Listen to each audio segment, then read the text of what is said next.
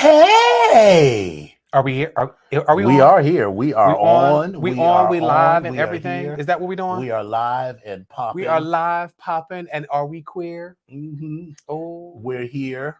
we're We're queer. queer. Get Get into it. into it, bitches. Hallelujah. Howdy, what's going on? How y'all doing? Today is Wednesday, February 16th. I All day am long. Dominion. And I am epic. Yeah, you are a lot. That's true. That is true. You are a lot. I am. What's going on, y'all? What's going on, kittens? How's everything going? What's going on? What's going down? What's popping? What's crack-a-lacking? What's going on? What you doing? How's it going? Yeah. So it's Like a all of that. lot. I Yeah. know. So how you doing? I'm good. I'm actually I'm good. I decided that I was going to leave work today early. Well, not early, but on time. Mm-hmm. So right at 5 o'clock, even though I was tried up to the last minute. You gotta let the girls know. You gotta establish that 5 o'clock you're out, because otherwise it'll slowly get pushed back. Next thing you know, you're not leaving the office till 6:30. So this particular person wasn't trying my time leaving. She was just trying my patience. You ever have those people that you work with Yes. that they whatever it is, yes. So let me set the scene. Mm-hmm. Picture it. You're in the office. You're one of the people that does not have a PhD, which congratulations to those that do. Mm-hmm. But you're one of the people in the office that doesn't have a PhD. So they're actually referring to you as doctor, and you're correcting them saying, they're referring to you as doctor. Yes, but I'm like, but I don't have, like, okay. So this particular young lady who I'm going to give her nationality or ethnicity, because it doesn't have bearing, but then it kind of does.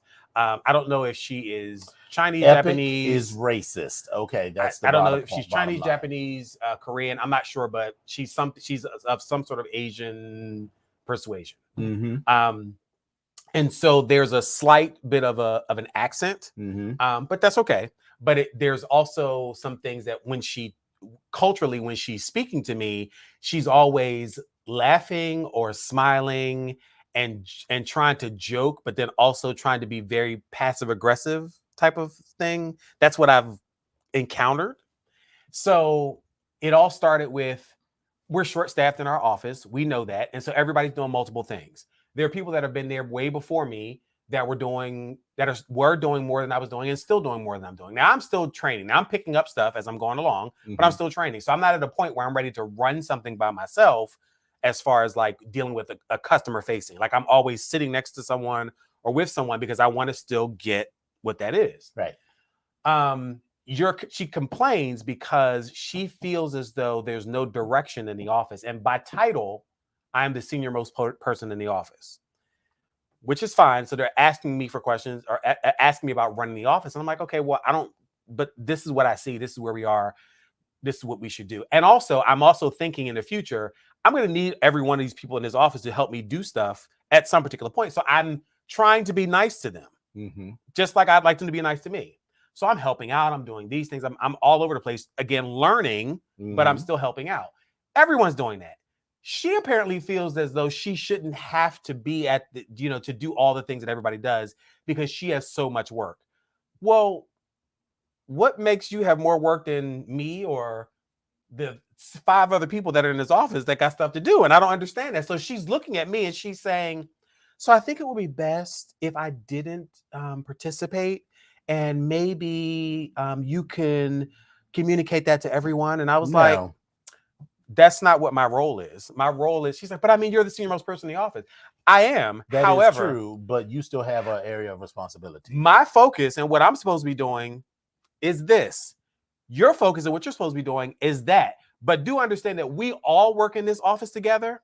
So if one person's not doing something that's going to be for the benefit of all of us, it affects all of us in some way, shape, or form. So all of us are jumping in. I'm sending you this schedule so we'll know what this is ahead of time. And like most responsible adults, if you're not going to be available or something comes up, then do me a favor. Since you're scheduled to do that, find a replacement for that time slot. That's all I ask. It doesn't mean you will, but make the attempt. And if for some reason after you've tried to do that, we'll figure out what to do, which is just going to be somebody else being pulled into 2 more positions while you're doing something else.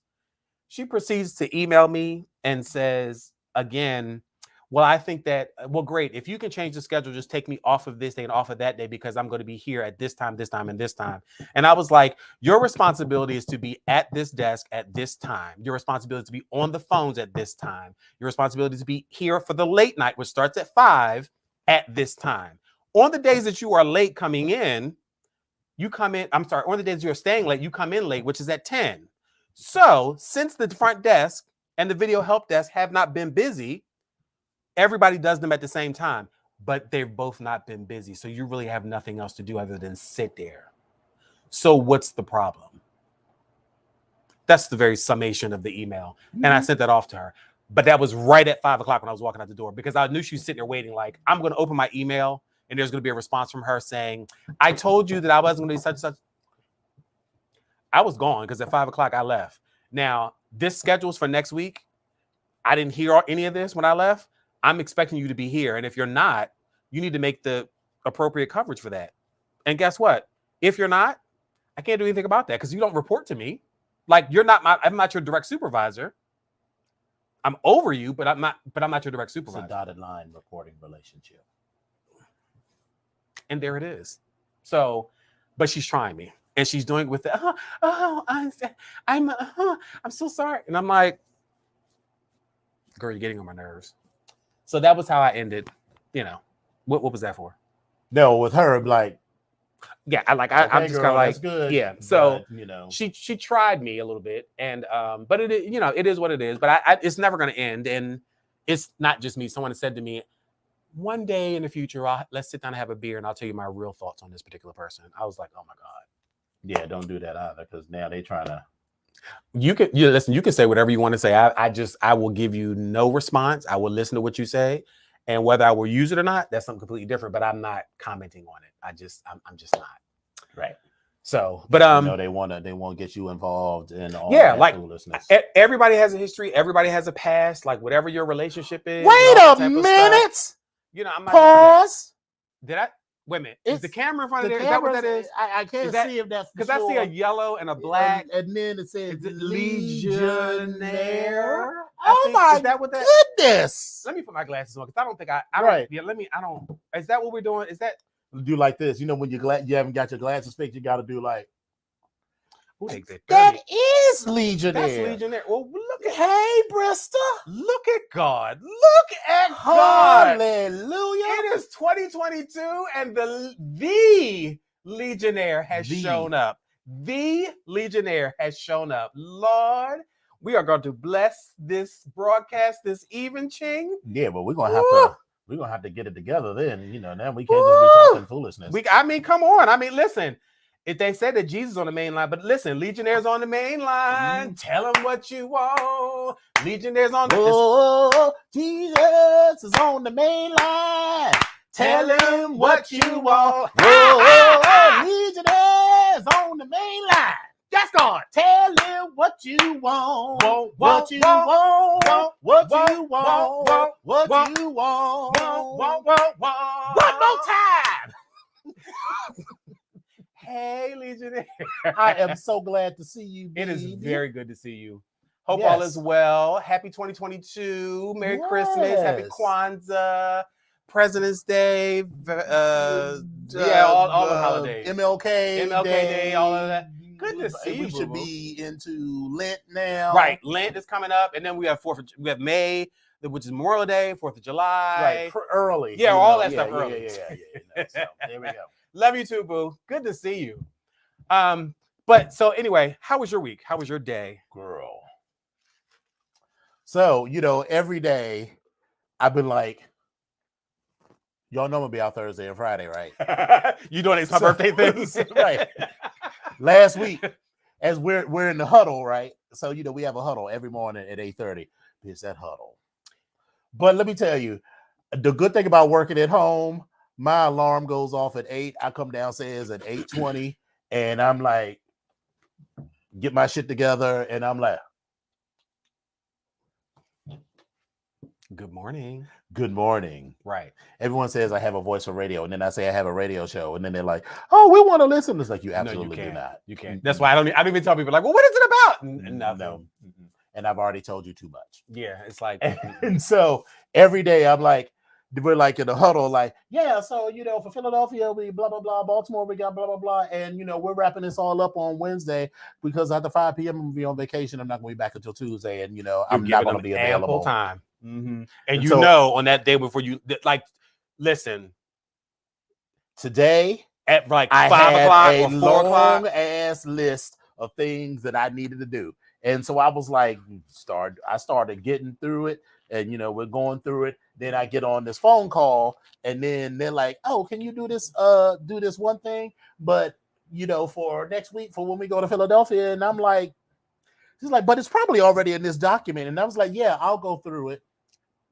It's like, yeah, we're not doing that. So then I got like 95% of the things on my list due. But one person, his brother named Zach, called me on Teams. Okay. And girl, I just ignored the call. I just pretended like I didn't see it. I left them because on Teams, how you can also see the little eye, which lets them know that you read it. Bitch, that shit is still on red to this moment. I did not acknowledge that the call came through or see it because I already know what he does. He does schedule stuff. So he wanted me to do some schedule shit. And I'm like, yeah, no, girl, this is not. I already had a list of things to get done. I got all those out. I got all those emails sent out. I got all that done. My out of office message started at 5:30. Girl, I changed that to 5 o'clock. I said 5 p.m. on Wednesday until 8 a.m. on Tuesday. That's when my out of office message is active. Baby. And girl, I've turned off the notifications on the for phone. Outlook. Mm-hmm. I mean, I still get but you're not looking. I still see it, right? But I don't hear it.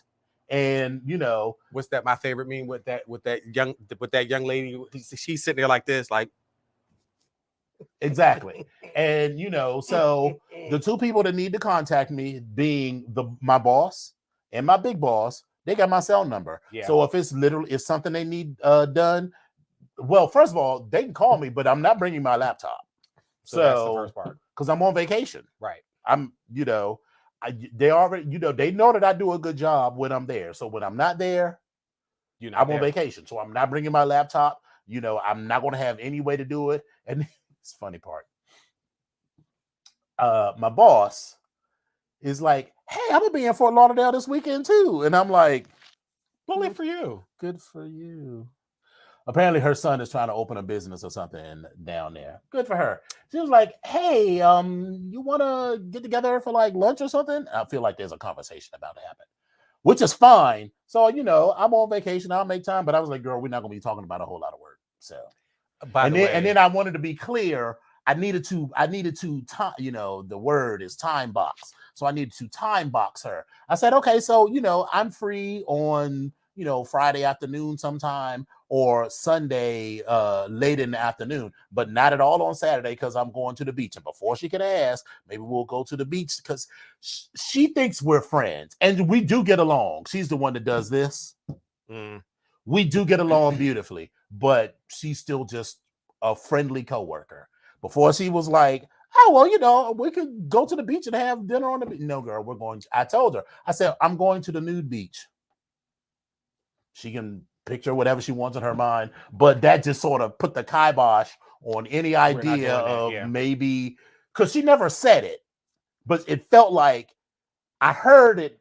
I heard the thought in her mind, like, oh, well, we could meet at the beach or have dinner. No, girl, we're going to the nude beach. And it ain't even like a boardwalk or nothing there where we could have food or whatever. No, it's not that kind of thing. So, I mean, I'll hang out with her because I don't have a whole lot of plans. I purposely made this trip low key. I am doing 2 things precisely is on my agenda for set times. Well, 3. I have happy hour with my fraternity brother tomorrow. I have, I'm going to, no, I didn't go to the botanical garden last time because it was like 5,000 degrees. Well, it's only going to be like 75 degrees. So it's the perfect time to go to an outdoor botanical garden. So I'm doing that on Friday. And then Saturday, we're going to the beach. And then at some point, we'll probably go to brunch. And then other than that, I'm relaxing and I'm whoring. Wait, Tyra! Tyra! You are stupid. Just get some headphones. You are stupid. Go ahead. So that's that. So I am officially on vacation and I am all packed. Good. 100% packed. I do not. How many bags do you have? One bag, honey. Okay. I listen. Do not be on this show right here, right on this day, acting like you do not have a problem with baggage. Let's not do this. Let's not do this. Let's not do this. Let's talk about how you keep Southwest in business. I don't know what you're talking about. Let's not do this. How dare okay, you? all right, okay. I just want to be clear. Okay, How dare you? all right. I'm on your side.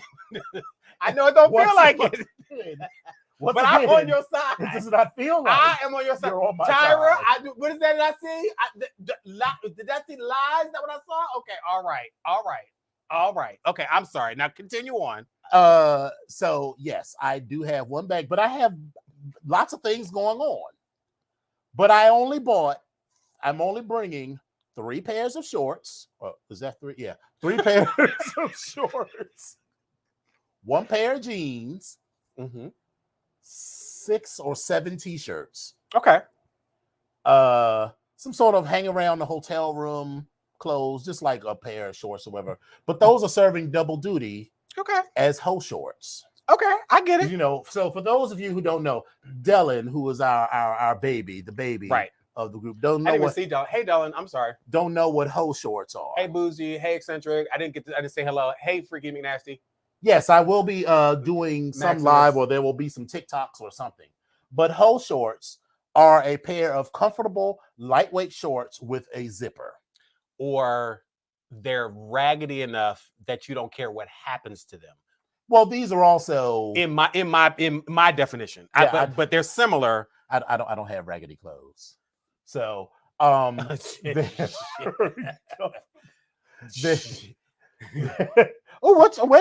minute. Are you trying to say I do? No, I'm like, but you coming from? You said raggedy clothes, bitch. What I mean by raggedy is I don't give a fuck about what happened to it. Like this shit ain't tattered. That's what I'm saying. I'm like, bitch, I don't. But hoe shorts have a zipper, so that you could keep whatever minimal.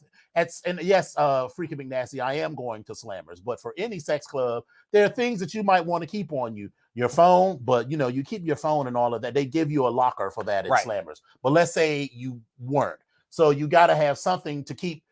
You don't bring your full wallet. What you need minimally. You need your ID, keys and you need a debit card. And I always keep my ID comes along with my insurance card because in case some shit happen. So the minimal things that I need is my ID, my debit card, my insurance card, and a key. In this case, a key to the hotel room. But the key to the hotel room fits on the back of the phone, so we're good to go. But all of that is going to be in the locker at Slammer. Yep. But still, the hoe shorts are comfortable. They're flexible, because in case you need to dip and spin and high kick, so the shorts are ready to go. And then, they zip so that, how did this come about? How did hoe shorts come about? I have a story, just a quick story. So is this one of these like drunk histories? Like, how did hoe shorts come about? Like, well, back in 1754, when... Not really. It's a cautionary tale. It is. It really is. But there's no drunkenness. Picture it. 19. So that tells you. You mean your hoe shorts? My hoe shorts. Okay. All right. Got you. Or why I developed the need for hoe shorts and a hoe bag. And I'll tell you why I have a hoe shorts and a hoe bag. So I have hoe shorts and a hoe bag because one time in somewhere between 1999 or somewhere between 1997 and 2001. Yeah, because that's when I moved out of when the house burned down. Hey, Lady V. I went to the sex spot, to the glory hole. Okay. I was having a lovely time getting my dick sucked. It was lovely. Everything was well. And, we're having a good time. He was very enthusiastic. He swallowed. We were having a wonderful time. Where are we enthusiastic? Where are we? ROWDIE. Let's rowdy. Let's get rowdy. Okay. So we were having a lovely time. And it was only, and I just had on like regular jeans or whatever I had on at the time. It was only sometime later that I realized that the girl, while she was sucking me off, had gone through my, well, she didn't take my ID. She had gone through my wallet and taken cash and debit card and other stuff out of the wallet. Bitch, she was good. She was good because so she was like, bitch, she was good. While she was like, yeah, bitch, she is good. I mean, you could feel around for the cash, and so she was whatever. So that's why I'm like, all right. So first of all, you carry as little as possible. You don't need to carry no cash into the sex club. You only need, if it's $20, you need to have one $20 bill. You don't bring a 50 because then you got to carry around change. No, you carry around exactly how much cash you need, and you have the minimal. I have a whole wallet that zips up. And you keep everything in that whole wallet. You put that in the pocket. The pocket zips all the way up. Now, I don't even actually use the whole. That's only for when I'm in a hotel. So like at MAL, whole shorts come in to play at MAL. Now, the whole bag is for the glory hole or any other place. Because that means after you pay, you put all of that shit in your bag. Your phone, your keys, your wallet, everything in your little string bag. It's a little lightweight string bag. It ain't a big ass backpack, just the lightest possible string bag that you can find. You string that up, put that on your back, and then no matter what you are doing, that whole bag never comes off your body. You could be completely naked in that club, but that string bag better be on your bag. If you are getting fucked and you were on your back with your legs up, that string bag is on your front. If you were doing doggy style, actually, the string bag is still on your front because if you're on your back, the girls could cut it off and keeps it moving. You always protect that shit. So that is an expert level. That is the genesis of my whole bag. And that's actually what I teach our pledges. Now, the genesis of your whole bag. So the genesis of my whole bag and my whole shorts. Okay. So in the 90s, when I was hanging out in the club, and Freaky McNasty can verify this. So I'm trying to go to the club. All I wanted to do was dance. Mm-hmm. But the problem is I wanted to look cute. Right. So I would go, we're all dressed up and shit. But then afterwards, everybody wanted to go to the little host spots. I'm like, bitch, I can't get my shit dirty. You was at the Delta, not the Delta. You was at the fireplace. And I was at all the above. Yeah. Okay. Peachtree Beach, the New Canada, like everywhere. I was at all the places I did exactly. Link said kangaroo that shit. Exactly. So whenever we would get finished at whatever club, we would go down to those places, and I would come back and my good shit would be fucked up. It would be dirty. Mm-hmm. I'd have stains on it. Right. Like I was in Miami. Maximus and I were in Miami one time, and I walked into the DJ's booth, and I think I told you the story. I went up against the wall, and I wanted to get my dick sucked, and then the motherfucker, he just spit it out on my sneaker, and I just bought the sneakers. I was so motherfucking mad. Now it was some bomb shit though, but I was just like, did you spit this on my sneaker? I was so mad. So the whole bag. So that was the thing. I then decided that I wasn't wearing my good shit in there, mm-hmm. and I would keep when I'm near my car, I have a whole bag, which is an extra pair of shorts or sweatpants and a t-shirt for whatever. Because usually, so that's a whole travel bag. That's it, right? And then it also has my extra whole products. So thank you. First of all, Lola said should have swallowed. Exactly. I mean, he should have. So he got points deducted for that. He should have. But again, I was mad that motherfucker spit that shit out of my shoe, and I was so mad. And I'm walking out the club, and fucking Maximus is laughing at me. And I was like, "Shut the fuck up, bitch." But anyway, so I keep that in the car because if I have an overnight somewhere, because the night gets past you, or gets away from you, mm-hmm. I can always go and sprinkle and get myself together and get it together. Now, the whole shorts for me specifically are usually those shorts that are it's just nothing in them except for if I'm near my car, just my key, because I will leave my wallet in my car. Right. I will leave my wallet in my car. And if I don't have just my key, then what I will have my ID either in my sock or somewhere on my body in some way, shape, or form. Like I'll fold shit down in my socks, in my underwear somehow. I've even had the bitch like in my drawers, like if I had them on, or sometimes even underneath my armpit. So it just kind of depends on what I was doing. So I just needed to have some shit all the time. And I would keep like one $20 bill or something. So that was the genesis for me. Mm-hmm. But all of my good girlfriends at the time would laugh at me because I was like, well, girl, I got to pack my bag because I need my shit because I don't want my shit to get dirty. I've ruined white shorts. I've ruined sneakers. I've ruined like expensive shirts and shit. So that's what's the genesis for me. And the shorts themselves, I didn't give a fuck because one time I came out and I didn't know where the fuck they were. I didn't know where the fuck my shorts were. And I walked out in my drawers to my car and I put my sweatpants on that I had and I just kept the fuck on. I was like, whatever, I lost these pair of shorts. I didn't give a fuck about them. God bless your ministry. I mean, he did. He did. So that's where we at. Yeah. So, but so that was the genesis of the whole bag. Your week was well, or your week went well. It went well. Okay. So what do we do this weekend? What did I do Saturday? I feel like I did something on Saturday. Oh, Dylan came over and I made a delicious lasagna. Absolutely delicious. And no, there's none left. And garlic bread. And a delicious frozen beverage too.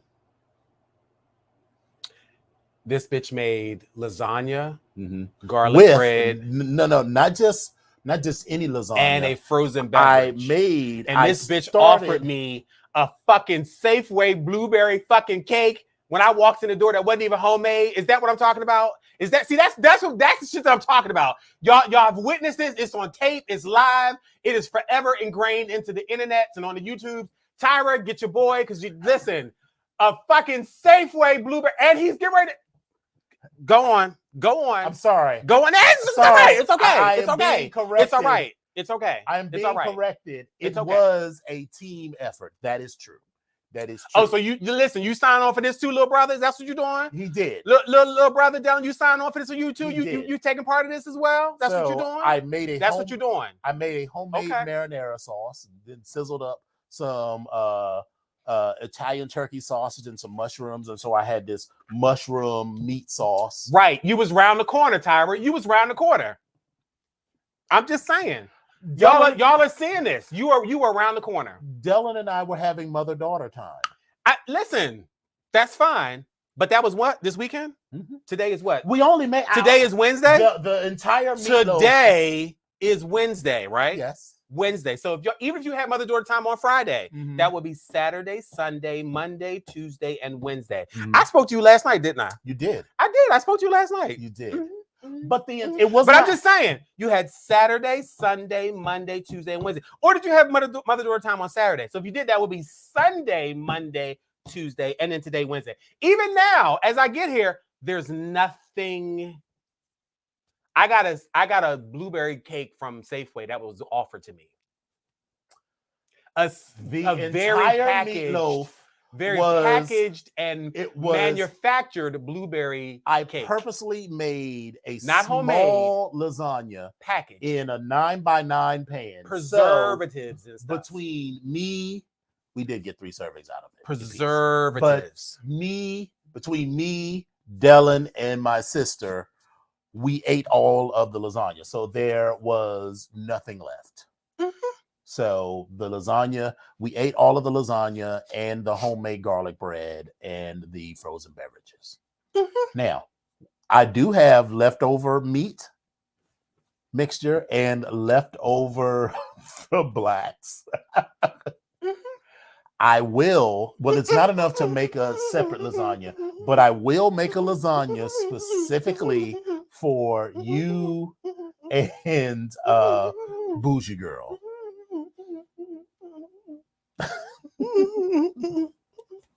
Oh, okay. Well, good. Well, then I don't need to make one then. Are you mad? It feels like you're mad. Because it feels like you've got strong feelings about this. So, but it was delicious. Let's carry on. I can give you the recipe so you can make your own. No, I have my own recipe for lasagna. I'm good. I have a bunch of recipes, but this one was really good because the sauce comes together in like 30 minutes. You take some San Marzano tomatoes and some garlic, and you sizzle it all up, and then you can use that, or you can add the meat sauce to it, and it came up. It was beautifully. So All right, so let's dive into it because I feel like there is a couple of things that happens in the Utiverse that I want to make sure we get to. So now I'm trying to pull something from one screen to another.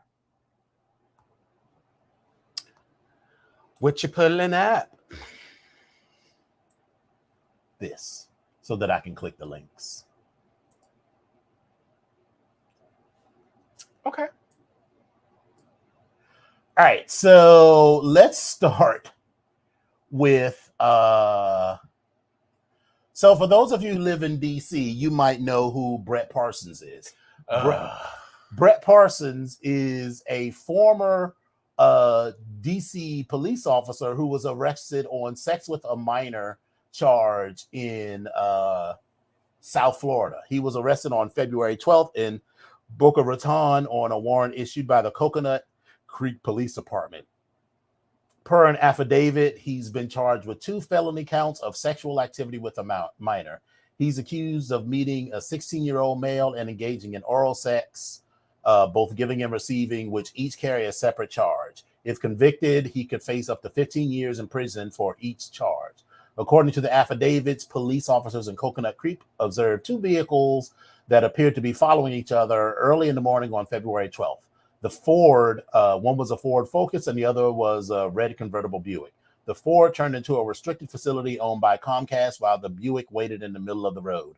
The officers approached the driver of the Buick, who identifies himself as Parsons, who stated he was a police officer. He said he was from DC and visiting his parents in Boca Raton because his mother just had surgery, and claimed to have gotten lost looking for Interstate 95. The officers gave him directions and he left the scene. Now let's stop there. Because if you had suspicion that all of this was going on, the only reason he got let go because he was a police officer, because there's no reason that he should have been let go at least until they had spoken to the person in the other car. So the officers then approached the other driver, a 16-year-old male, who told them he met a man named Brett on Growler. That's the second mistake. Girl, don't give out your real name. Do not give out your real name. You don't know this girl well enough. Brett is for after y'all done fucked and y'all are good to go. Let's start. You talking about in general, but not in for the specific. Okay, and not this particular one. Yeah, because I was like, it's a lot going. He told him. He said that Brett told him he was looking for no strings attached casual sex, and the 2 traded explicit pictures of themselves with each other. The 16-year-old alleged that Parsons had invited him over to his parents' house in Boca Raton, but they instead agreed to meet up at a Shell gas station. The dude said that they talked for a few minutes, then tried to find a secluded place. They engaged in oral sex, but the 16-year-old got nervous due to a person walking on foot through the area, so the 2 agreed to move to another location, blah, blah, blah. The police contacted the 16-year-old parents, who said they wished to pursue charges against Parsons. The 16-year-old provided information about about Parsons, such that he was a police officer, and he turned over his phones where they found past messages with him, including a sexual history. He later then participated in a double-blind photographic lineup in which he identified Parsons' picture as the man with whom he had sex. It remains unclear from the affidavit and the Growler conversation cited in it whether Parsons was aware of the youth's age, although the sergeant who filed the arrest affidavit claims the victim is a thin-billed male who clearly does not appear to be 18 years of age or older. So that's a point of contention for me. That is a point of contention to me. But let me finish the read real quick. There's a lot here to talk about. Because he's older than 24, because Parsons is older than 24, Florida's Romeo and Juliet law passed in 2007 does not apply, which exempts young people who engage in consensual acts with close in age teenagers from having to register sex offenders. However, the age of consent in Florida is 18. As such, engaging with sex with anyone under 18, even if the victim verbally considered, is considered statutory rape. People accused of having sex with minors may not argue in court that they were unaware of the minor's age or that the minor pretended to be 18 years of old or older or intentionally lied about his age. So he was arrested and held without bail, blah, blah, blah. Last thing you should know is that Parsons, the reason that we know who this particular police officer is because Brett Parsons used to be in charge of the gay and lesbian liaison unit with the Metropolitan Police Department here in DC. So I have lots of thoughts. I mean, I'd like to hear what you think. This goes to show you that you never know. Excuse me. You never know. I'm not saying never. You never truly know. Let me not say that. You only see what people show you. You know what? I'm gonna adjust the camera real quick so we can see the text. But keep talking. Yeah, you only see what people show you. Mm-hmm. And with Brett, from what I remember of him being visible and being out in the community, he seemed very, very nice, very, very sweet, very, very no nonsense in the sense that things are very black and white for him. And it just, I'm a little shocked that we're even at this place. I don't know him well enough to say anything about him other than I've seen him before and he appears to be nice. Mm-hmm. But I'm just shocked that this would happen. And you are a police officer. Well, I'm sorry, an ex-police officer, a retired police officer. On reserve. He's on the reserve force, but he's also been dismissed from that, from what I understand. I'm saying he has enough knowledge to know. So yes, you have more than enough knowledge to know. And so I'm wondering, now there hasn't been a conviction as of yet, but I'm wondering on the 12th. Yeah, I'm wondering, is this going to jeopardize his pension and all that good stuff if there's a convention? Because if there's a conviction, because this is just, was it really worth that much? Like, I don't know. And I also feel like this is kind of weird because how did the 16-year-old then get in touch with the parents, and then the parents want to process? They took that boy back to his house because in terms of the law, he's the victim.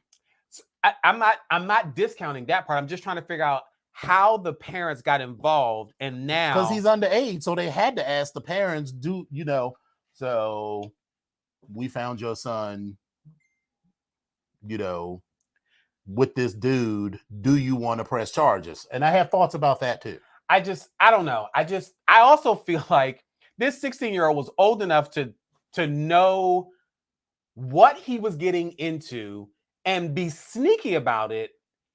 But yet and still, when you got caught, you couldn't even finish the lie. Like, I don't know. Like, you know what this is. And I'm not, by no means am I endorsing this whole pedophilia thing. Like, I'm not endorsing that. But the point that I'm trying to make is this 16-year-old had a lot of sneaky going on. I'm not saying it's right or wrong, but there's a lot going on here. I'm just confused a little bit. I don't know. Like, that's all I got to say for right now. I don't know. Well, I'm not confused. Here are the facts. This boy appeared to look young and young. And yet, even when presented with the fact that this literal child-looking person showed up, Brett still got his dick sucked in South Florida, where there are literally hundreds of thousands of dudes who will suck you off, some of which I intend to meet this weekend, who are of age. I mean, it's just for scientific, it's for research just for scientific purposes. It's research to prove my. But so if you did that and you knew that this guy appeared to be underage, and you're a police officer, so you are in a position to know what this whole thing, what it looks like, he works for the LGBT, so he would have been in a position to had minors who had engaged in sex with older people, and he probably had to be in the role of the police officers trying to do whatever. So I am not saying that he is a predator, like he didn't groom this kid. What else you gonna call him? What else you gonna call him? I'm not saying he's not a predator. He's not a predator in that molds. Like this isn't. Well, he's not Negro. He's actually Negro. Right. So, on one hand, fuck him. Because if he did this, then I'll reserve my sympathy for dudes that are actually set up. And wait a minute. The other part too is you've been on the other side of the law. You know what this is. You Brett, know what the fuck are you doing sitting around? Like, take your ass off and go. Like, you know what this is. You know how beat this it. game. No, don't beat it, because then now you're running from the law. But listen. You have two choices. You gonna get caught or you gonna get caught. Bitch, what you gonna do? What you gonna do? I mean, everybody's different at that particular point, but I don't know. But I'm sorry. Go ahead. I'm gonna cut you off. No. Yes, that is an option, but running just makes it worse. Running for the police always makes it worse. But you from Philadelphia. Here's the thing. I understand. But running from the police always makes it worse. But I've never had to run from the police, so I haven't done that. And I don't know that you have either. So I'm not even going to. Well, let me be clear. There. Yes, I have. Oh, well. And yes, I have been caught by on both sides. Yes. But so here's my thing. So I had a phone call from a good friend of mine when I was on a flight because they just got picked up by the police. I was like, what the fuck am I supposed to do? I'm sitting on the plane, you motherfucker. But I digress. The part that got me was, the way the law is written, that said, by definition, because of the age difference, it is automatically statutory rape. And there is no defense that you didn't know this person was underage. So we're not going to talk about this waif like 16-year-old. Instead, because for every waif like Twinkie looking, super skinny 16-year-old, there's some big milk drinking, cow fed, 15 and 16-year-olds that look like they're 25. well into their mid 20s. Right. And so you might not even have any reason to not believe that they aren't whatever age that they say, but you could still go to jail for that, and you have no defense because you can't use the defense that you didn't know. That part, Maximus. That part. But go ahead. Okay, girl, y'all can run all you want, but let me tell you, this is why we always take separate cars. So if y'all want to run, that's fine. So for me, the issue is larger than this particular one because it feels like he had more than enough information to say this dude is underage from the exchange of pictures, where he's probably skinny. If he looks like a boy in the face, he probably look like a boy in the body, which doesn't mean he doesn't have pubic hair, but he just generally looks like a boy. Young. Yeah. And if you still went forward with it, okay, so I'm going to reserve my sympathy for other people who are like, I literally didn't know that this kid was underage. So, and then they go back to the parents' house, and the parents is like, little Johnny. Well, little Johnny was hoeing around on Grindr. That part. That's what I'm saying. Little Johnny was cunning enough and manipulative enough to create a profile, right? Set Growler up, have conversations in a space that, by definition, you're supposed to be 18 to be on, and meet up with someone and do something. So right. There's a so that's why I'm saying he's not that kind of Brett's not that kind of predator. That innocent, exactly, because he didn't. It's not like we were on Facebook. It's not like he met this dude on Facebook and they started talking about video games and one thing led to another. And he's like, well, why don't you take your shirt off? And he wasn't like grooming this child or whatever. So you go back to the parents' house and then they're like, what? This little boy, this big man took advantage of our little Johnny. He didn't take advantage of anything, ma'am. Johnny hopped his hot little ass online, made a profile, and I don't know whether he approached Brett or vice versa. That's not the point. You shouldn't have had his ass online in the first place. He was in a place that is designed for adults. That's like back in the day, before I turned 18, I like to fool myself that I looked over 18. I just think that the people in the adult bookstore didn't care. So I would go in the adult bookstore and whatever. Now, if I had had sex with someone in that adult bookstore, they would have been like, oh, Dominion was statutorily raped. No, girl, I had my ass trying to be grown in a grown ass space, and I did grown ass things. And the boy did not say, there's nothing in evidence that says, like, Brett forced himself on the boy or made the boy do anything that he didn't want to do. So, like, if I was a parent, I'd been like, do you want to press charges? No, because Johnny shouldn't have had his fast ass down there. Did the boy? I wouldn't have asked Johnny because Johnny's now gonna say whatever he can to get out of this ass whooping that's about to come. Because I don't believe in beatings, but I ain't say I don't believe in beatings. I'd have been like, I'd have asked the police officer. So did Johnny say that the boy, that the other dude like hurt him or did anything physical? It's like, no, from all appearances and looking through the text messages and everything, it appears to be entirely consensual. Okay, then I don't need to file any charges. Johnny, get your goddamn ass down here. Listen, and I don't care that for me, it's not the gay thing. It's that you were in a place with a grown-ass man. And not only did you do that, you was out in the woods. Anything could have happened. That dude that was walking past could have been a serial killer. Yep. A bunch of things could have happened. You ain't even go someplace where there would have been like a trail. Y'all didn't even check into like a hotel room or something where someone could have been like, yeah, the last time I saw Johnny, he was going into the room, whatever. Y'all just went out in the woods and did dumb shit because you weren't thinking. So, to me, also, if they looked at that little boy's phone before they had talked to his parents, then this whole thing. But I hope Brett got it. Well, I don't know that I hope. Saying now will be part of the defense. Johnny put himself in a position for this to happen. So, but the law says it's statutory rape by definition because of the age difference. Yes. And you cannot say so. Yeah, all of this that we're saying is true, and it may not even be an issue because it may not even be an option to not prosecute. Yes, but I think a good lawyer can get the charges reduced because if they looked at this little boy's phone and they saw there's a pattern. No. If they look, well, that too. But if they look at this little boy's phone and they looked at this boy's phone before he consulted, so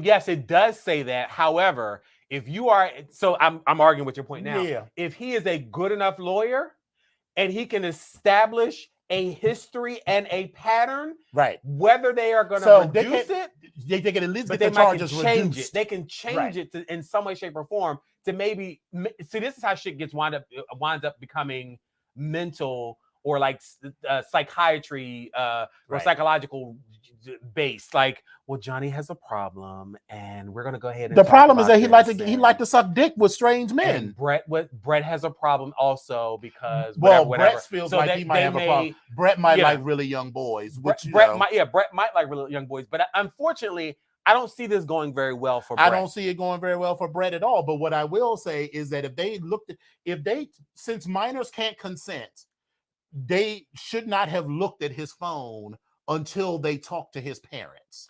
So any of that they looked at his phone before they went back to Johnny's house and said to Johnny's parents, do you want to press charges? Because if he's 16, then he can't consent to search the phone without the parents' permission. So a good lawyer can do all of that. So here's my thing. If you meet some trade on Grindr, right? You know how old you are. You know how old they say they are. I guarantee you can ask a couple of questions that they don't know. If they say they are 25, start asking questions about Britney Spears, like early Britney Spears. Don't be talking about like right now. Talk about, some Britney Spears that should have happened when they were like 18 or whatever. Because they would. I'm like giving you like real tips here. Sorry. So like, because I have asked some people like, they said that they were a certain age, and I was like, yeah. I asked a question about Janet Jackson. I was like, Rhythm Nation, she was like, I was like, 5, 4, 3, and they were like, what? I was like, girl, you are not. No, you got to go. So these are real tips, but I don't necessarily subscribe to any of these because, bitch, if you're not old, I can't fuck with you. I don't have to want to guess. Some people like guys that's me. Yes. Some guys, some people don't necessarily have a restriction on age per se, and some people do. Genuinely like guys who are younger. That doesn't mean that because they like guys younger that they like teenagers. That is correct. But a lot of these kids out here are fast. They are. And fast is the wrong word. That's what our grandparents would call them. That's what they would call them. But there are two things going on here. One, children are maturing at a faster rate than they were even when we were teens. Because like you got kids, coming out now when they're like 9 and 10, and I'm not saying anything is There's wrong nothing with wrong with that, that. but because of information and whatever, there are just so many things that younger people are becoming exposed to, so they are maturing and being curious about things That at an part, Lynx. earlier That part. age. Right. South So Florida. right. So kids are coming out at a younger age, for one. Also, there's also a history going back centuries actually, Yeah. of young people, but let's stick with young boys seeking out older men. Mhm. We would be able, if we were in a room with 30 gays, I guarantee you at least a quarter, somewhere between a quarter and a half of them would have stories of hooking up with men who were significantly older. And by significantly, I mean at least 10 years older than they are when they were underage, up to twice their age or even older. And so I don't want to say it's an accepted practice, but it's something that happens a lot. And that's just with the gays. We know that young girls do this. And we're not talking about girls that are prostituting or human beings that are prostituting. We're talking about teenagers, male, female, or otherwise identified, having sex with older people, usually older men. So that this already happens. The reason that they're going to do their best to throw the book at Brett is because it's gay. And police officer. And he's a police officer. Or So they're going to ex-police try to officer. make an example Yeah. of him. So that's In my South thing. Florida. 1, ask questions. 2, ask to see an ID. Because listen, I have had conversations with the girls and I'm like, I'm not sure how old you are. So I'm like, listen, when I was younger, when I was in my early 30s, I would, like fuck with someone who's 18 because 18 or 19. Now, I don't fuck with nobody under 25 because it just feels like a lot going on. And so now, if you're not 40, don't knock on my door. So I'm telling you. I'm like, so where's your ID? And they'll be like, oh, well, I don't have it with me. Well, girl, let's put it this way. Until you show me a picture of your ID, we can't continue this conversation at all. Oh, but daddy, I want you to fuck me. Girl, hear me and hear me well. Until you... On behalf of the police at the contest. Yes, he is that guy. That's that guy, Lynx. That's him. So, I've had this conversation, or when that used to be an issue, until you show me a picture of your ID, because there's no reason. If you just told me I'm at home in the bed naked, daddy. Okay, well then take your naked ass downstairs and go grab your ID. We're on the phone. We're on Grindr or Growler or whatever. So put that shit down, take a picture of it and send it to me. And if you can't do that, then we can't have this conversation. And then if I already have those doubts, I ain't doing it. I generally don't do it. You shouldn't do it. I generally don't do it. Dylan's got a good one. If you can't get into the bar, you're too young for me. Well, listen, that works for you, Dylan, but I have 20 years at least on you. So we're gonna go with that. Bitch, like I said before, bitch, if you ain't 40, I can't fuck with you. And sometimes I look at 35, I'd be like, yeah. So so protect yourself, because clearly, at least in Florida, the law won't protect you. There is no protection for you. There's no legal avenue for you to argue, I didn't know how old this kid was, or this kid lied about your age. By definition, it is statutory rape. So, watch yourself, because you're the only one that can look out for you. I don't have anything negative per se to say about Brett Parsons. I don't have anything negative. He actually helped me out. Remember when I had the issue with the dudes that thought the best place to operate their illegal car wash was right in front of my house? Because he worked at District 7, which is right down the street. He just happened to be the officer that responded. So he helped me deal with that. So we've always gotten along fine. Right. At that time, I didn't even know he was gay or anything about that. He just happened to be the responding officer. So I don't have anything against him personally. I'm just looking at him as an older gay man who was 2 years older.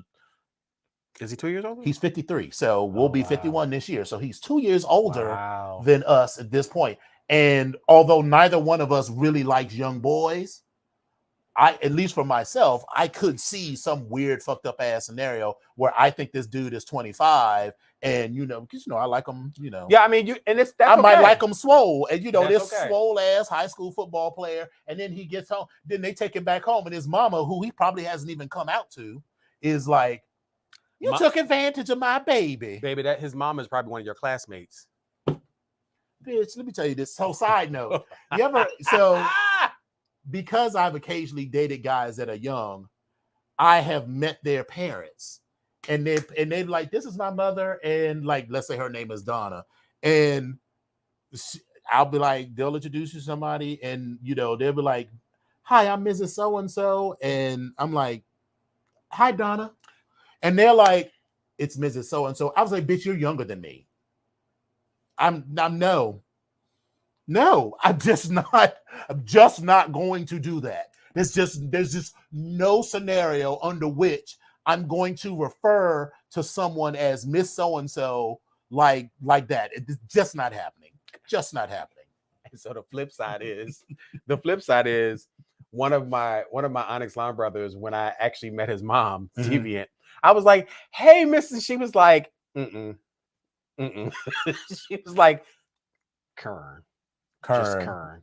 I was like, what? And I had to laugh at that because I had to remember, damn, there's a 20-year age difference between him and I. And his mom was like, only like, she's like my age. And I was like, what the? So, right. It is what it is. So best of luck to everybody in the situation. We can't do nothing for Brett, but I'm being very serious. If you see somebody that look too young, girl, they're probably too young. Oh, I will say also, because for those of us that's in the kink community, so now I'm talking specifically to me, you, to Dylan, to Freaky McNasty, to Lynx. I do an eccentric because of the articles that I write. Well, and Lola too, yeah. But go ahead. And Lola, all of us really. Yeah, all of us, yeah. None of us is above this. I get a lot of kids who want to come, and at first they want to have these sexual conversations, right? And then I'm like, no, girl, you're too young, but I will provide you certain kinds of information or links to information. So if you're between 18 and 21, so like if you're on Recon, I'm assuming that you're at least 18, but if you ain't 21, then we're not going to have it, beyond a certain kind of conversation. So if you start talking about your fantasies and you want to be a cum dump, okay, girl, I'll talk to you about, I will hear you talk about what it is that you want, but I will not talk about what it is that I want. So then if you send me a picture of your hole, I'm not going to respond with a picture of my dick. I will say, like, here is a website for, I said, Google cum dumps. And so that'll be like the end of our conversation. Because that's what they try to do. Because once you be like, no, we can't have this kind of conversation. It was like, oh, okay, well, daddy, I just want information about fisting and whatever. And then next thing you know, you're back in this sexual conversation. No, nip that shit in the bud. You'd be like, listen, Google is free. Yeah. If you want, they be like, well, I want you to tell me what you know about fisting. No. I will send you to fisters.com. No. And that's as far as this conversation will go. And then, like, I've had people that have been like, oh, well, I'm going to be 20 in 3 months. Okay, well, then, 21. When you turn 21 and you provide me proof that you are 21, then perhaps we can pick up this conversation from an educational perspective, because you're still only 21 and I am still exactly 50. So we're only going to, listen, my desire to get my dick wet never exceeds my desire to stay out of jail. Boop. Which is why when the kids be like, oh, well, let's, be like, well, we can't fuck at my place because we, at my mama's house. Okay, well, come back to my hotel room. Nah, I'd rather we just like meet in the park or something. No, girl, I don't fuck in the park. I don't do none of that. Because wherever I'm going, wherever I am, if we are on vacation or wherever, I'm always at a place where I can fuck. Well, I mean, sometimes, the outdoors is, it's just the salt air, the trees. what's the river down here in DC? Sometimes The smell of the sewage smell plant. of the sewage plant, it just makes you want to take your clothes off and just go ahead and have sex. I mean, that's what I hear people say when they was on Peachtree Beach. That's what I heard them say. I And mean, I'm not again, saying that but I I'm just have saying. done Peachtree Beach. I'm I just have saying. fucked outside at what's the spot at Piedmont Park in Atlanta. I have fucked in Child. Druid Hill Park. Piedmont, I have done Druid Hill those Park, things. at Pittsburgh at the Fruit Loop, Shenley Park. Right. Where else? Not Chicago. But for every good experience of that, for every New York and Central Park. I've never had sex in Central Park. For every 9 good experiences, there's that one experience where they're like, girl, I was getting my dick sucked and all of the lights came on and the police officer arrested like 15 people for fucking in the park. And then your name is in the lights and there go your security clearance and stuff. So I'm just like, no, girl, I don't need that kind of thing in my life. So whenever I meet someone, like I'm going to be traveling tomorrow and the kids be like, oh, well, you can, we could just go to this place. It's like, girl, you just come back to my hotel room. Oh, well, I don't generally like to come back to hotel rooms. It's like, but you think it's unsafe to come back to my hotel room, but you think it's okay to go fuck in a park in the dark where we can't see what's going on. Wait, bitch. I'm just having a flashback. Remember the time when you was like, I just passed out my room, and I was like, bitch, put them in a chair and push their ass down the motherfucking hallway and put them in the elevator and let the elevator go down. That's when we was in Atlanta. Remember, you ain't got to tell everybody all that shit. I'm just saying, bitch, get that bitch out your room. That bitch go. Bitch, I'm looking out for you. I was like, bitch, put him in the hotel. Put him in the chair, push him in the motherfucking, just push the button. That man was our brother. And he had literally just crossed. Bitch, I'm looking out for you. I am looking out for you. Bitch, we're not gonna tell the whole story because there's more to the story. There's a lot to the story. But let's say this my person, concern was him. This person had passed out, and so I was like, "Girl, I guess I just gotta let him sleep here." Epic was like, "Drag that bitch to the elevator, open the door, put him in the elevator, and let the door close." I was like, "I am not just going to throw." First of all, we was at this Onyx event and everybody saw him leave with me. So later, everybody's going to know that I let this motherfucker just pass out in the elevator. Bitch, and this has been me. We're like, did you hear it? Bitch, I didn't hear none of that. I don't know what you know. Bitch, he wasn't even in this room. Bitch, me and Dominion went to the store, right, bitch. That girl was That's high. where the fuck we was. That bitch was is high. Bitch, we went to the store, bitch. We was up at the motherfucking Waffle House, bitch. They was fighting in the Waffle House. Bitch, you ain't hear about it? Right. So anyway. Listen, my live was on. I was ready for it. So anywho, all right. So next story. So Mary J. Blige revealed that she had to go on tour to pay her rent, to pay alimony following her divorce. So she was on iHeartRadio with Angie Martinez, and she talked about the song of the inspiration for some song called Rent Money. Yeah. And she talked about the song was born out of her painful and public divorce from Martin Kendu Isaacs. She said, Rent Money is about when I first got divorced. I had to give up all this alimony and I didn't have no more money to give because he had spent all of it. So I had to go, I had to go on tour and make all that money back to pay the alimony. So in 2017, Blige was ordered to pay $30,000 a month in alimony to her ex-husband, blah, blah, blah. So, baby, here's my thing. I'm still not, I'm uneasy. Lola said, what in the hell kind of prenup did she have? Because that's my first thing. Mary J. Blige was already Mary J. Blige when she met Kendu. Yes, she was. So she wasn't Mary from Brooklyn. Right. She was already and had been for 20 years Mary J. Blige when she met Kendu. And the thing that got me is, Mary, you was a part of Bad Boy. You and Puffy was rolling tight. Bitch, if you don't know nothing, bitch, you know how to do shit. Bitch, y'all Puffy steal from everybody. Bitch, y'all allegedly. But listen, if you hanging out with Puffy and the crew and the rest of the motherfuckers, you talking about you hanging out with Mace and Method and all the you saw how he did bitch, all of them. And bitch, wait a minute, you mean to tell me that you couldn't figure out or couldn't have Puffy to get his old janky ass lawyers to draw some shit up so that his ass wouldn't get what the fuck? Right. I'm just Listen. First of all, even if, whether I your bag, I ride for my friends. I'm Right. telling you, like if we brown like that, bitch, I'm a ride for you. I'm gonna make sure, like, bitch, don't do that because I'm telling Right. you, I don't like that type of shit. But I'm sorry, go ahead. whether your bag is $1 or $1 million, always protect your bag. Always. Now, Kendu did steal a lot of money from her. Yes, he did. This is another thing. This happens to both male and female artists. Separate love and dollars and business. He was her manager first. Yep. Then became her husband. Yep. I'm not telling you who to love, but I am telling you that once he becomes your husband, you need to get a new manager. That part. Always. Never and no one has the ability to sign checks that say Mary J. Blige except Mary J. Blige. Like your man, not your manager, not your husband, not nobody. No one in your employ should be able to sign your name, even if that requires you to take a day to write checks. Baby, like Oprah said, any check that is over $50,000, right? I need to sign that check. I need to see what the fuck that is. Right.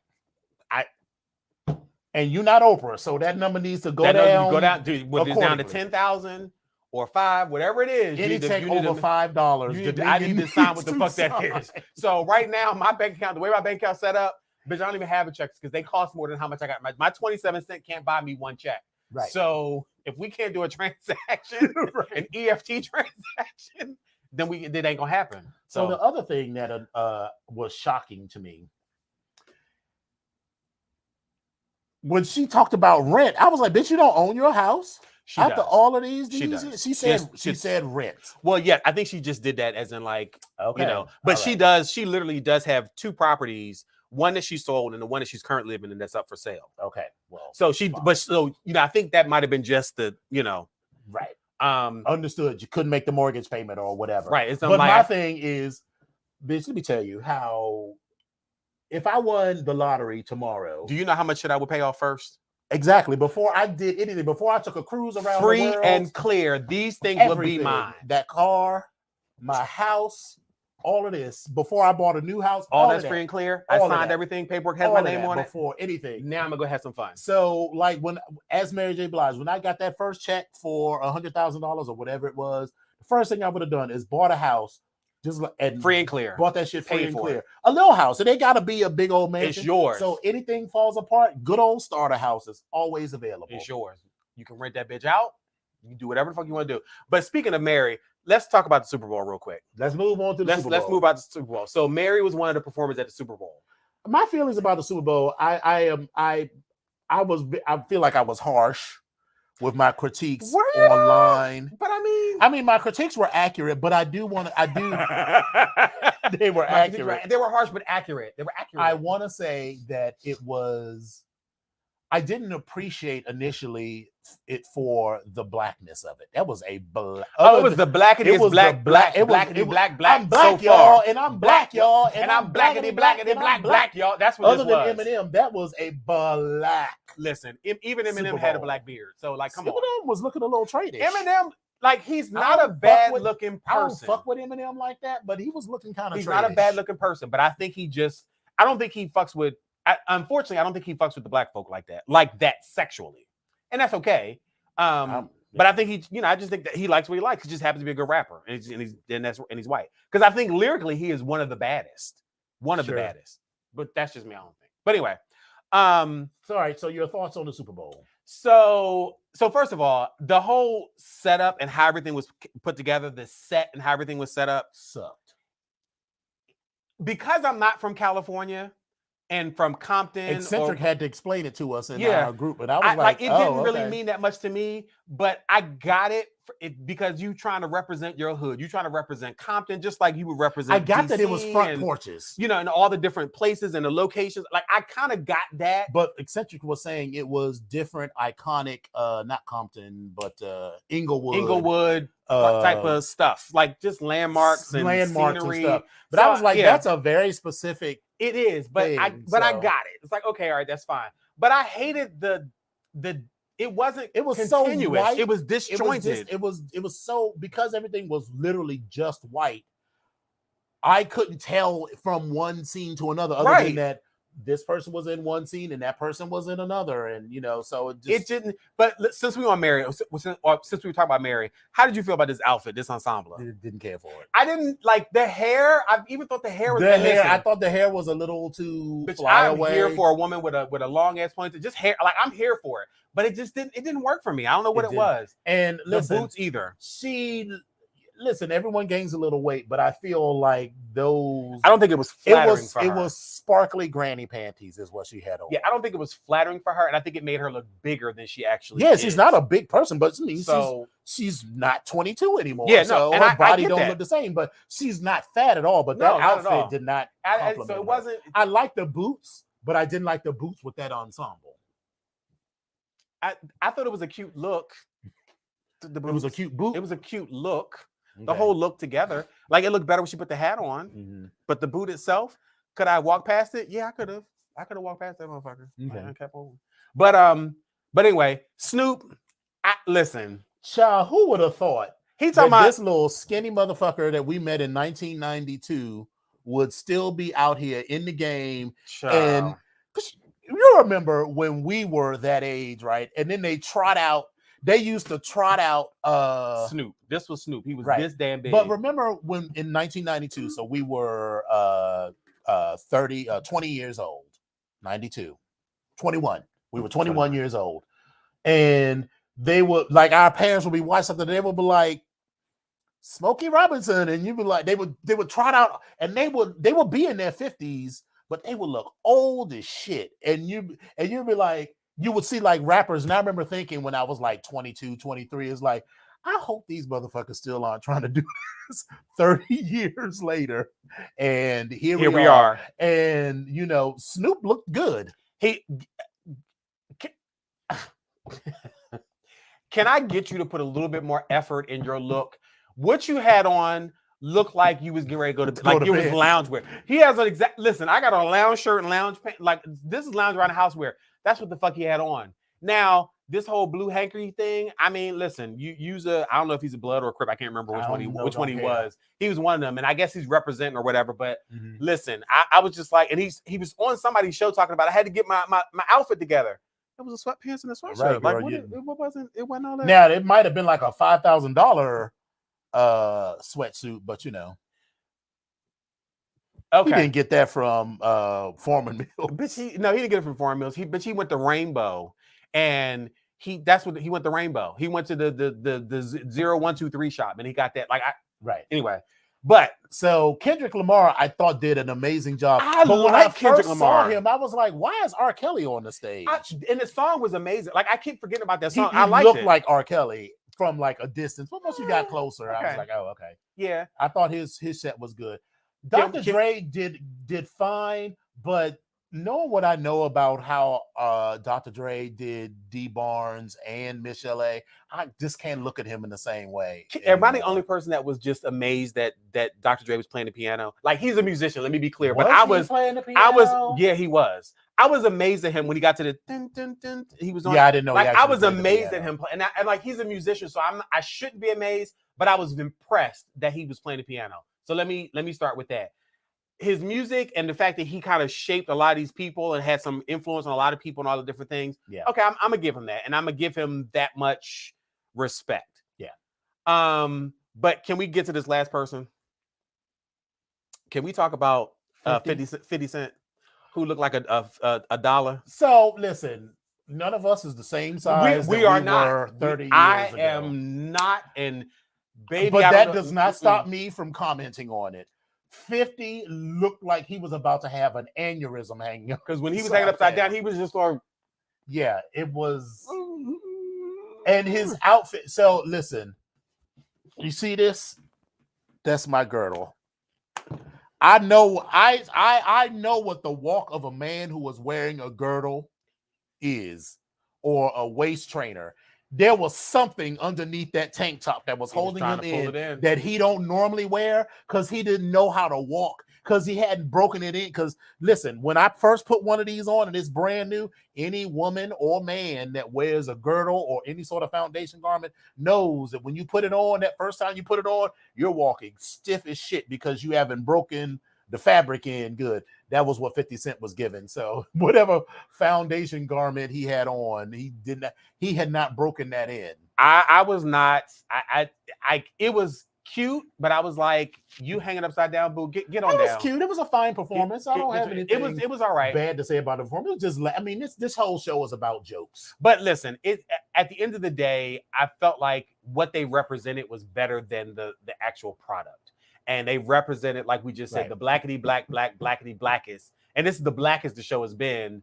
It's the halftime show has been that I can remember. Now that doesn't mean there hasn't been other black artists, absolutely, and even black solo artists, but this was real in terms of the number of black, and this was like hood black, like right? Hood black. And Prince I'm not saying that they're hood. Prince is black, yes. Yes. Janet Jackson is black, yes. Beyonce is black, yes. But this was blackety black, right? Michael Jackson, Diana Ross, right? But then there's some people that kind of be like, well, they're crossover artists. But again, Beyonce, Janet Jackson, Prince are all crossover. Diana, they're all crossover artists, and there's nothing wrong with that, right? But this was a 100% black folks, purely unabashed black show for black people. The fact that white people might like it, and Eminem showed up, even catering towards the black folk. Right. So it's like it was the blackities black. So that's why I'm calling it that. Right. So it was okay, and I like what it represented as opposed to the actual show. So it was all right. So it was good overall. I would give it a 6 out of 10 for terms. I think I would, because I mean I wasn't. So I liked Dre's The Chronic, and I liked Eminem's what was the name of that? Lose Yourself. No. That song gets me so hyped. I'm sorry, not Eminem. Snoop. So I like Dre. I like The Chronic. What was it? His first album was Doggy Style. Doggy Style. Yeah. So I like those two albums, but I was never really into West Coast rap. So that's why it didn't move me like. It never moved me. Not like that. Now, like if they had like that, like if they had like a halftime show with like Dougie Fresh and Eric B and Rakim and Run DMC, then I might. I'd have a different feeling. I'd have a different feeling about that. I'd definitely have a different feeling. And I think they came on and did Walk This Way with Aerosmith at one point. Yeah. But that's not the same. But again, it was Aerosmith, and I think they came up or something like that. But anyway, I fucked this dude one time that looked like Marshall, like Eminem did at that time. Baby, I wore him out. Well, he was skinny, had this blonde hair, baby. I wore him out. Party. Okay, party. What's next? So congratulations goes out to Miss Eve. Eve gave birth to her beautiful baby boy, and she shared some pictures online on the Daily Mail. She named it. This is her first son, but it is her husband's fifth child. They have fifth, yeah. Lotus, Jagger, or I'm sorry, he has Lotus, Jagger, Cash, and Minnie. Those are his 4 children, and they now have this last child that is Eve's first. His name is Wild Wolf Fife Alexander Summers Cooper. That's a lot. I am trying to support all my Philly WWFASC. I'm trying to support all my Philly people, and baby, I'm happy for Eve. But baby, you can't bring it back to Philly. You can't bring that baby back to Philly and let go through the school system or something. No, baby, no. First of all, let me just be clear that her husband, Maximilian, is a billionaire. He is, but there is no way that all I'm saying, Wild Wolf Fife Alexander Summers Cooper is going to come anywhere close to the Philadelphia. All I'm saying is, baby, this baby can't go nowhere but a poo definitely private boarding school for billionaire babies. Like that's all I can go to. Because if he goes anywhere else, they're gonna be like, "What's your name?" But congratulations to Eve. I'm sure she is happy, but also secure that bag. Absolutely, no better way to secure that bag than with a baby. Listen, and a baby a baby that was wanted and conceived out of love. Yes. Ain't nobody got tricked. She did. Listen, she looked at. She did just like Diana Ross did. She secured the bag with them last two boys. Mm-hmm. But we were just talking about Snoop Dogg as well. Congratulations, Snoop Dogg is some congratulations in order to him. He actually is officially in charge of Death Row Records. He announced that he acquired the label last Wednesday. And he said it's a sentimental move considering Death Row Records launched his career in the 90s with his debut album Doggy Style. He said, I'm thrilled and appreciative of the opportunity to acquire the iconic and culturally significant Death Row Records brand, which has immense untapped future value. He said, it feels good to have ownership of the label I was part of at the beginning of my career and as one of the founding members. This is an extremely meaningful moment for him, or for me, is what he said. So Death Row Records was originally founded by Dr. Dre, Suge Knight, the DOC, and Dick Griffey, and it rose to prominence with artists like Tupac Shakur as well. So, listen, congratulations. And he's getting into the NFT game with the Death Row Records. Mm-hmm. So that's something else that's gonna probably come up and actually make him more money, I guess. So good financial planning, good move, good look. So glad. Next up, I had an advertisement for this, and I wanted to share this with you. Mm-hmm. There's a movie coming out with Keke Palmer. Yeah, I saw that. I had thoughts, but I'm not sure. Yeah, it caught my attention. So Keke Palmer has a movie. She stars as an enslaved woman who escapes to discover it's 1973. This film is described as a dramatic thriller. It stars Palmer as an enslaved Black woman in the 1800s Georgia. Then, through a wild turn of events, finds herself in the 70s in the center of the civil rights and Black Power movement. The movie's name is Alice, and so she's playing the key role, or the main character, Alice. So Keke yearns for freedom as an enslaved person on a rural Georgia plantation. After a violent clash with its brutal and disturbed owner, Paul, who is played by Johnny Lee Miller, she flees through the neighboring woods and stumbles onto the unfamiliar site of a highway, soon discovering the year is actually 1973. Rescued on the roadside by a disillusioned political activist named Frank, who's played by Common, Alice quickly comprehends the lies that have kept her in bondage and the promise of Black liberation. Inspired by true events, Alice is a modern empowerment story tracing Alice's journey through the post-civil rights era American South. Now, it has a couple other people that's starring. I think it's Gaius Charles, Alicia Witt, Natasha Yvette Williams, and directed by Kristen Van Lerden. And I'm mentioning this also because Keke is actually one of the people who also executive produces the film. Good for her. So it looks pretty interesting for me, and I think it's definitely one of the things I want to see. Mm-hmm. It does not have a release date as of yet, but again, just keep your eye out for it because the trailer looked pretty good to me. I think I want to check that out. But you said you have some kind of. My only thought is that I'm tired of slavery narratives.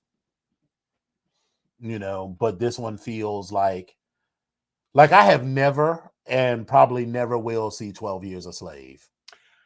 So let me. I don't need to see Black pain. Let me explain to you that it took me a very long time to watch that movie, mm-hmm. and in the first 10 minutes, I was mad than a motherfucker, mm-hmm. and I was so mad that I was tearing up. I was so mad. Yeah, I work with too many non-Black people to be. Yeah, like I don't regret. And then go to work the next day. I don't regret seeing it now. I'm kind of glad I did see it, but I held off trying not to watch it because I just knew I was going to be angry, and I was angry as shit. And it's so funny because Ed and I were sitting there watching it together, and it was like we were both starting. We're like, oh yeah. And the first 10 minutes, we were like, motherfuckers. Yeah, that might have been a movie where I had to like. You can't. But I also have never seen Amistad from beginning to end. Me either. And I just thought I've never seen it at all and really have no interest. I'm glad, Jaimin Hansu, did whatever. So ugh. So, all right. So we're coming up on time. So we have a new segment for you all. Listen. It's called Elocution by Epic. Listen, ladies and gentlemen, I had to have this conversation with someone, and you know how stuff just happens at the wrong time, mm-hmm. And you're not in the mood. You have don't slap me. Yeah, like you just have I'm not in the you mood. have all these things going on, and for me, my week last week was just weaky? It was beyond weaky. It was like a double weaky, like a blue ball weaky, like heavy, like it was so much.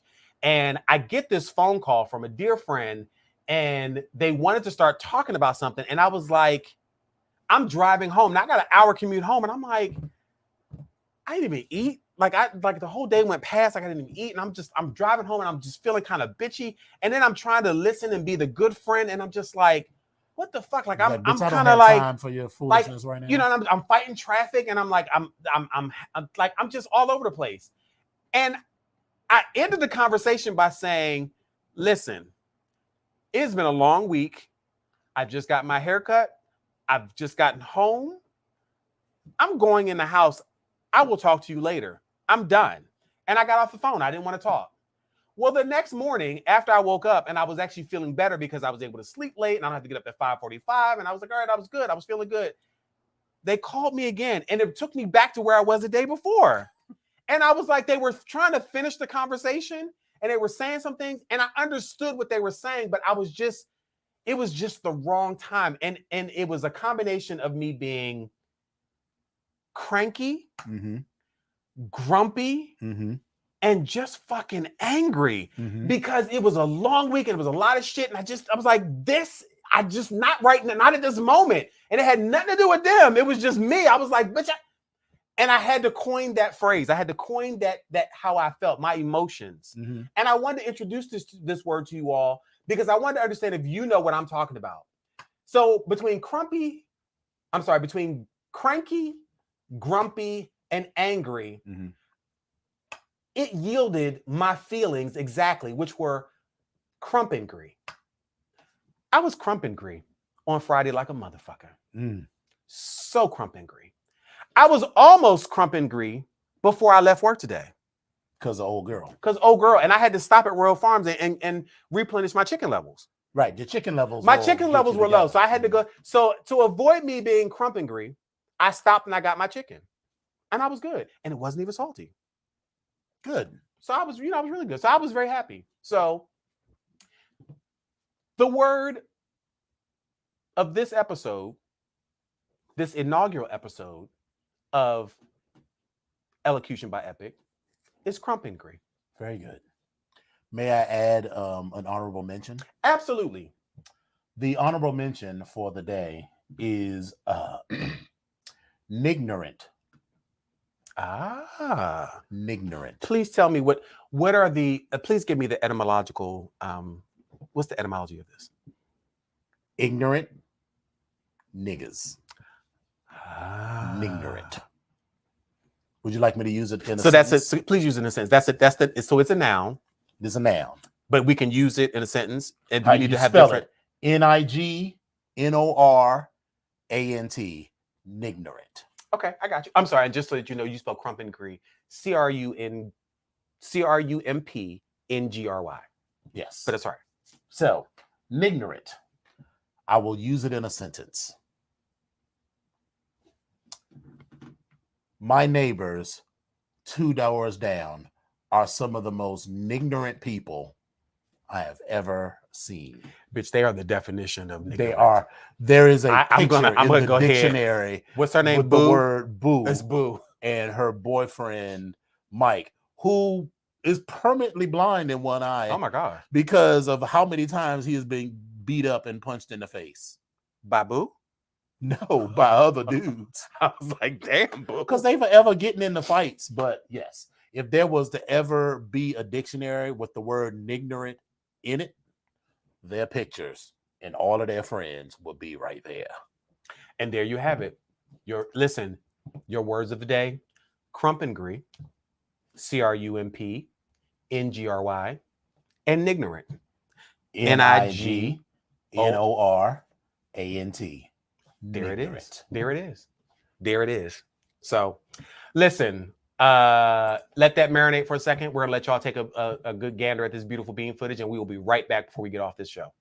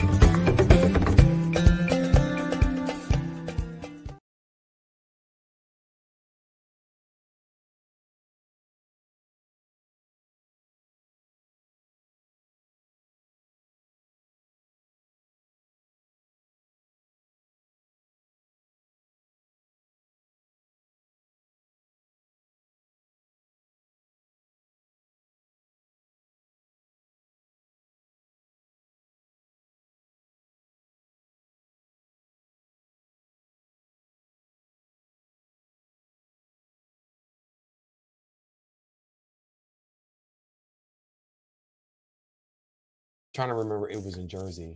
It was in Well, we're Jersey. back.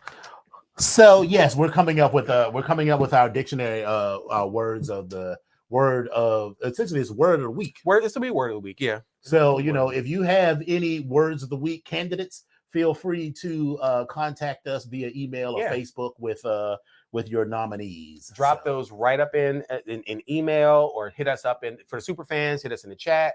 Like, we are here. We are definitely here to see all that. And we will definitely take a look at that. Spill It Boy, I see you in here. And I also saw a best friend in here. I saw Reggie Worthington. Reggie. That's best friend. Yeah, I saw a best friend in there. And then I also saw scroll up because there was one more. You got Spill It Boy. Yeah, but it was one more. It wasn't a quintessential. I didn't say hi to. And then it was someone else that came in. They popped in and popped right out. It may be too far back, but I can't remember. But it was somebody else. But anyway, as always, we really, really, really appreciate you guys being here. Type effectiveness. Thank you. And Rob. Oh, hey, Robert. I didn't even see you. I'm sorry. Yes. So like I said, we really, really, really appreciate you guys being here because you could have done everything or anything else. But we're glad that you spent that time with us. And we are happy that you have chosen to be here with us every single week. I'm so glad we had this time together. Just to laugh and tell a joke or two.